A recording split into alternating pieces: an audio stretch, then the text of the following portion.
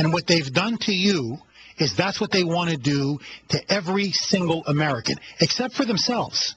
I'll guarantee you this. This I guarantee you. Members of Congress are going to have gold-plated healthcare systems. That I guarantee you. Because, Bob, I'll be very frank with you. The reason why I came to the United States was I left Canada. And I left Canada because of nationalized health care. You want to know why I'm here? I say this in the newsroom all the time. They laugh.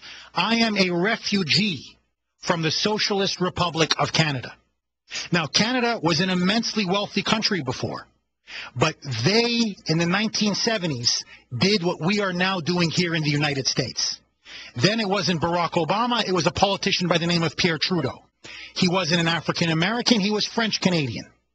But when he came to power, it was like the French Canada had now awoken. Now there was going to be a leftist revolution within Canada. And piece by piece, abortion on demand, more rights for homosexuals, nationalization of key industries, and then nationalized health care. And before you knew it, within 10 years, Canada's tax rates were one of the highest in the Western world.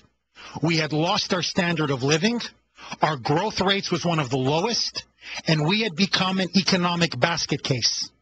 And they promised us, this was going to be the healthcare system of all healthcare systems.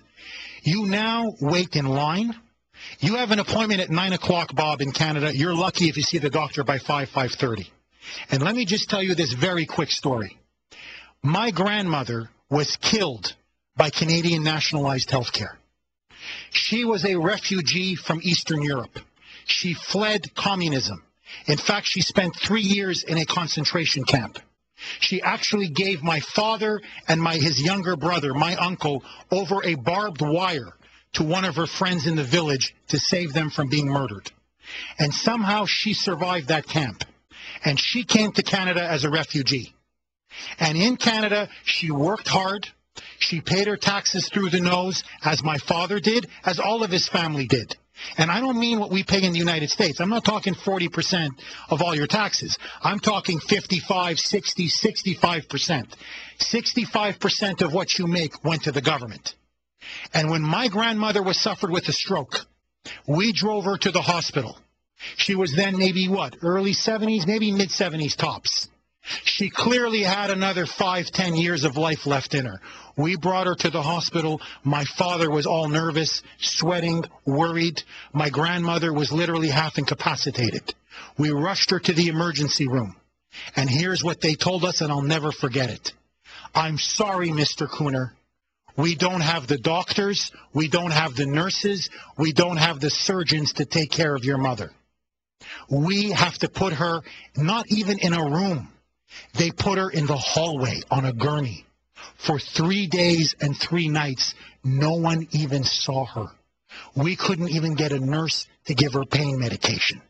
And then she died. Now, why did they not take care of her? Because they made a conscious choice to take care of the younger patients, the more, quote, productive patients. They don't give a damn that my grandmother had to suffer through a concentration camp. They don't give a damn that she was cleaning houses for years and paying taxes to the government, that she had to work in a factory to feed her children, or that my father, who finally made something of himself, was paying taxes through the nose. They didn't care for all of that. Sorry, we don't have room for you. That was their response. This is what's waiting for you here in the United States. You think it's bad now. You wait till the government takes over your health care. Americans have no idea how great their health care system is. Just ask yourself this one question. If it's so great in Canada, or England, or Germany, or Sweden, tell me, why is it that when people in the royal family in England get sick, they come to America? Why do all the Saudi wealthy sheiks, when they get sick, they don't go to Germany, they don't go to France, they come to America? Why does everybody come to America? Because it is the most freest, technologically advanced, and greatest healthcare system in the world. And you know why that is? Because it's a private, competitive system. When you bring in government, you wreck it.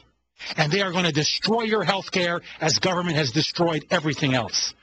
Let's go to Marianne in Texas. Marianne, welcome to the Savage Nation.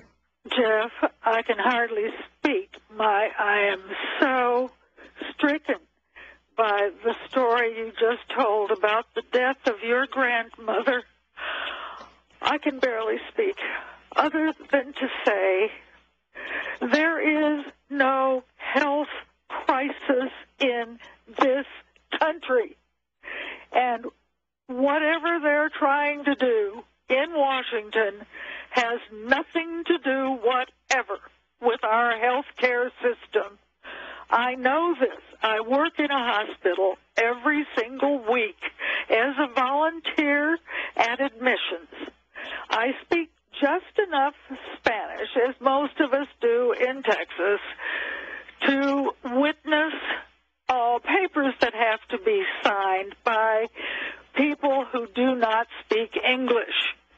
I was in a room about 6 months ago with an illegal alien. There was no question about it, but I can't name our hospital, but it's part of a large system here in the Austin area.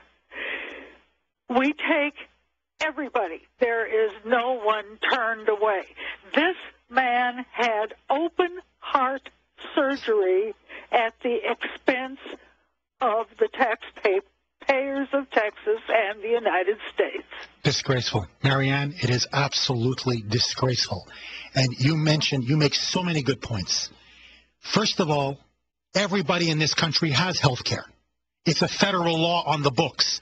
If you are sick, you go to an emergency room in any hospital. They can't even ask you if you're a legal citizen. They can't ask you if you have health insurance. They're mandated to treat you. So you're not going to die on the streets. Nobody is going to die because somehow they have an ailment or they get into an accident or something happens to them and they don't get treatment. They're going to get treatment. That's number one. Number two, the Democrats run around on the Hill. We have to control costs. You have to control costs. Barack Obama, every day. Oy vey, I can't stand it. Every day he's on television.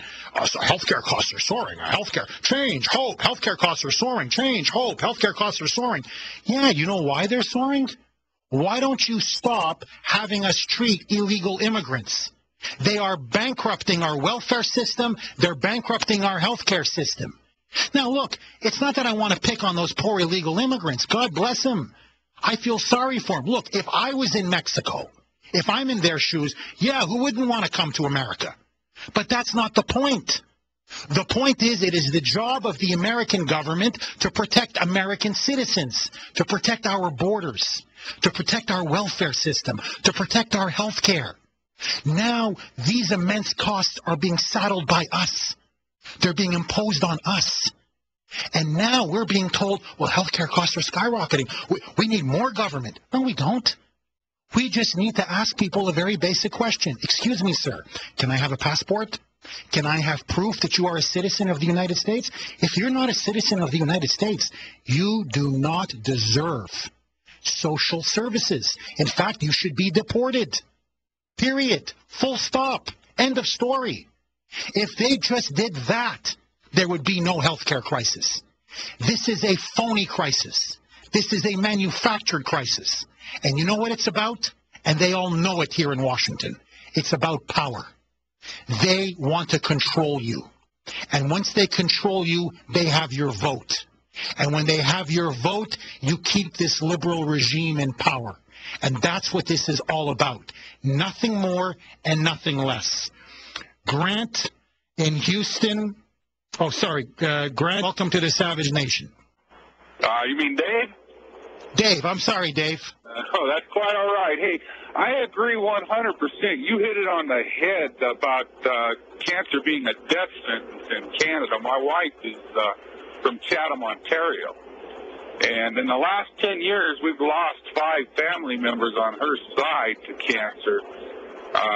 Brain cancer, prostate, breast cancer, I could name the list. Ernie Miller, her uncle, passed 2 years ago. They were kind enough to give him a state funeral. He was the largest sports writer in the state, did the Calgary Stampede book, all of that.